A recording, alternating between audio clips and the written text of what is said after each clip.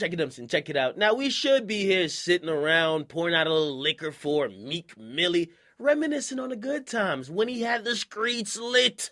Not like he doesn't anymore, but back when he was one of the top-selling rappers in the game, okay?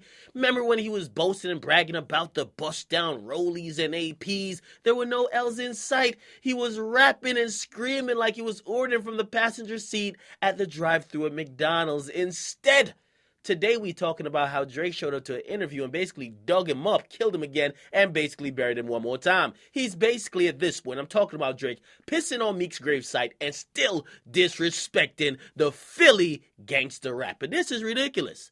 Now, Drake actually did an interview with DJ Semtex on Beats One Radio, and if you guys want to hear the whole thing, you guys certainly can at latenightcreeps.com, but in bullet form, this is what was revealed by Drake. Drake said, number one, he believes that Meek Mill really tried to out him on ghostwriting, like these ghostwriting secrets, because Meek Mill was in his feelings over an issue with Nicki, and he felt that was the only leverage he had to basically combat it, okay? Now, he also said and confirmed that DJ Drama is the person who leaked the reference track. Drama, why'd you lie about that, by the way? You went on Hot 97 and all different other platforms, and even you messaged me. You said you ain't had no parts to do with it. Come to find out from Drake himself, he says you were managing Quentin Miller, and you leaked the motherfucking reference tracks from Quentin Miller because some higher-ups asked you to help Meek out. Sad, sad, sad. Okay, nobody likes a liar. All right, number three.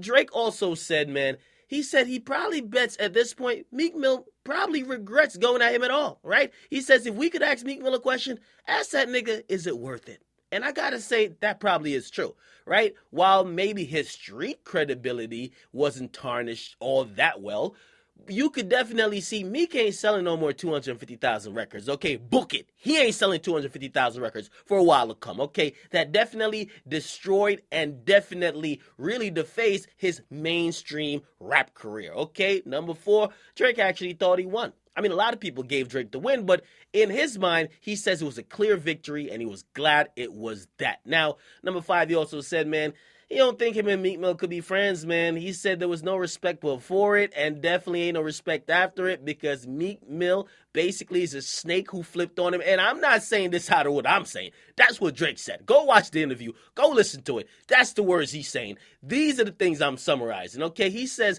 maybe him and Ross because he had respect for Ross, but him and Meek? He ain't had no respect for Meek. He felt he did a lot for Meek in terms of putting him on his first tour, also giving him like features on his singles, flying out to Philly to shoot videos.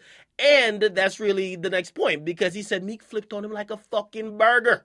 Now, he also proclaimed that he was nervous at first when Meek kind of went at him. That's why he dropped Charged Up. He didn't know how in-depth Meek Mill plotted and planned this, and he didn't know who else was involved. But he said later on he found out that literally Meek Mill wasn't ready. He says he realized Meek was just an emotional nigga who was just impulsive in calling him out.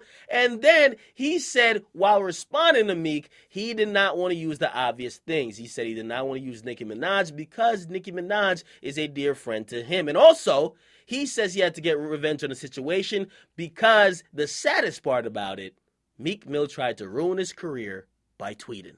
Okay?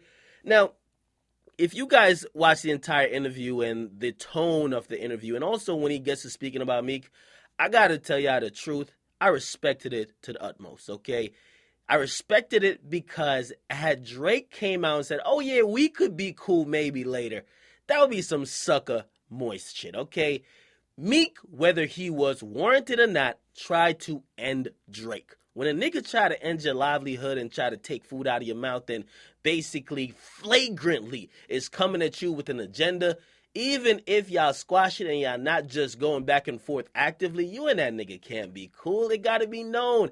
Bro, had you been successful, you'd have never came back and fucked with me. So why, when I'm successful in preventing what you had going on or preventing what you were trying to do to me, why the fuck would I actually come around and rock with you? Now, Meek did actually make some mention. I believe he did an interview a couple months ago, and he said there's a possibility, but he don't know because he said at least right now ain't nobody get touched on both sides. I think that's what he kind of said.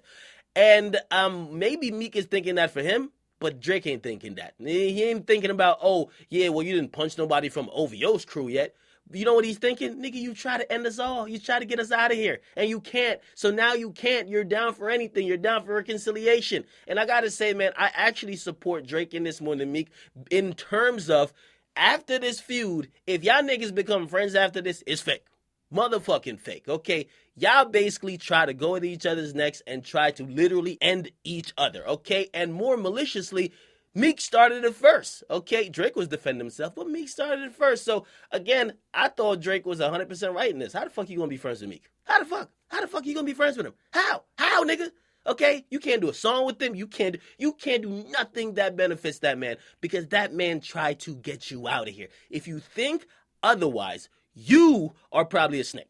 I gotta be honest with you. You probably a snake your goddamn self, okay? Because if you would allow somebody to do that to you and then be cool with them, you probably have the intention of doing it back to them, or you're so fucking naive, you should not even be in some type of competitive sport or arena or industry like rap.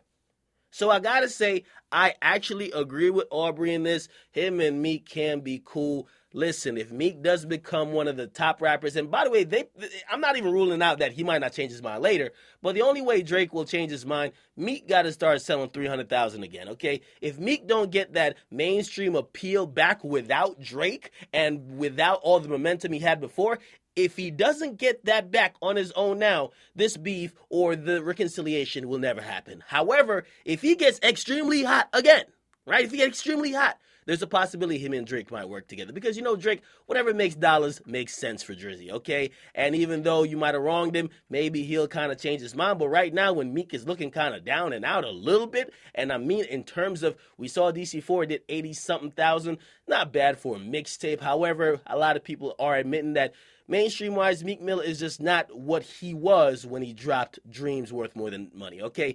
You guys get in the comment box. Do you think Drake is actually right with this? Do you think he should try to be cool with Meek later on, like how Nas and Jay eventually end up being? Or do you think he's kind of right with everything he pointed out?